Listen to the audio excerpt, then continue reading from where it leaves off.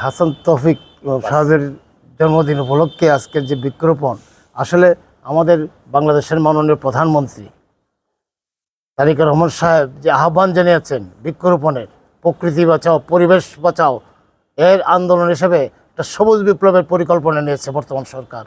সেই সবুজ বিপ্লবকে করতে করার জন্য, সবুজ বিপ্লব করার জন্যই কিন্তু আজকে এই বৃক্ষরোপণ চলছে। 25 কোটি বৃক্ষ বাংলাদেশে রোপণ করা হবে।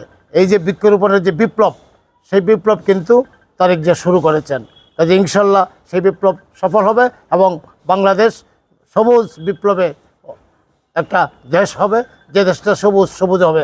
সে আনন্দ টেলিভিশনের কর্তৃপক্ষকে আমরা আন্তরিকভাবে ধন্যবাদ জানাই এই ধরনের একটা উদ্যোগ গ্রহণ করায়, এবং এই উদ্যোগ সারা বাংলাদেশব্যাপী আনন্দ টেলিভিশন যাতে সফল করতে পারে তার জন্য আমাদের রইল শুভকামনা রইল।